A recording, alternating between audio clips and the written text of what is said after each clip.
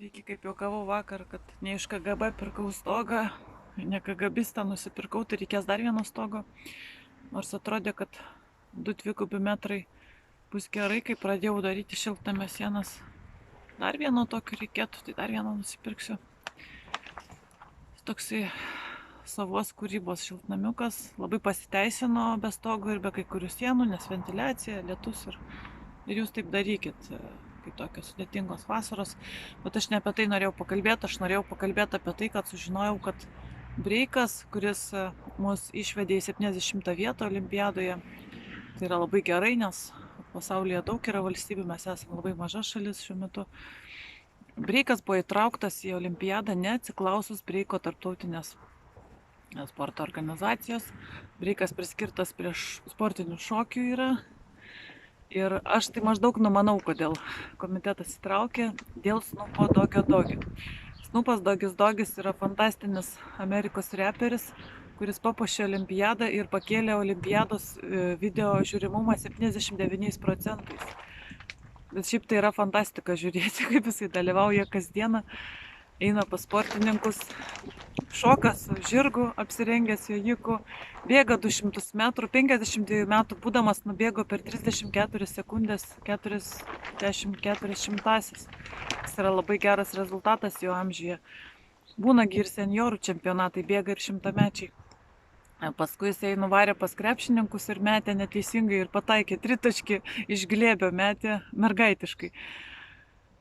Ir dar atkreipiau dėmesį, kad kai šoko mūsų Nika, jisai irgi šoko, jis negalėjo susilaikyti, aikčiojo, jis reagavo, jis moterų breiko pasirodymą iš viso atidarė, jisai reagavo labai ypatingai į mūsų šokėją.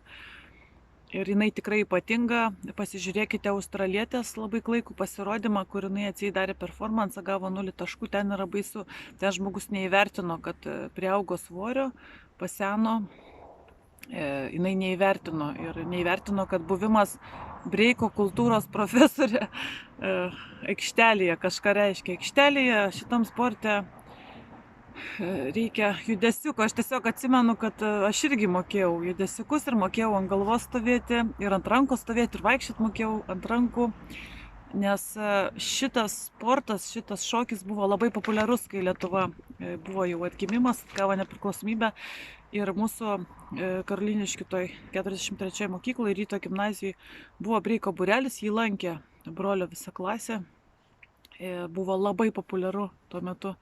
Ir jis grįžęs namo mums rodė, kaip ant galvos stovėti. Ir mokėjau ant galvos stovėti. Ir dabar moku, kažkada esu pabandžius moku ir ant galvos stovėti ir judesiukų. Breiko judesiukų moku.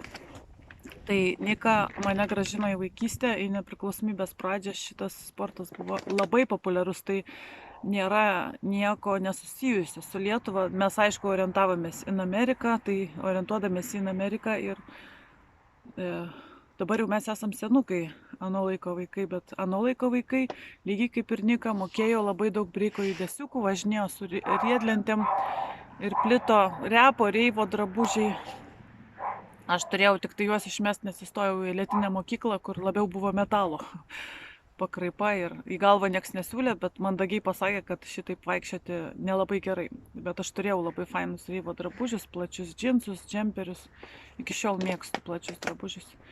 Tai ta kultūra, jinai nėra aukštoji, jinai yra gatvės kultūra, Lietuvoje plito, nes mes ir tarpukario orientavomės į Ameriką ir dabar orientavomės, tai Nikos laimėjimas yra mūsų bendras toksai laimėjimas ir sugrąžina, būkime biedni, bet teisingi ir mūsų kultūrą, nes vis dėlto tai yra mūsų kultūros dalis, breikas, aš užaugau su breiku ir moku tam tikrų judesiukų ir Nikai didžiausius linkiu sėkmės, labai džiaugiuosi, kad Snoop Doggy Dogis, kuris man labai patinka, eisiu irgi pasimokysiu judesiukų, kad jisai labai ją įvertino ir gali būti tai lėmė ir teisėjų požiūrį į mūsų šokėją sportininkę.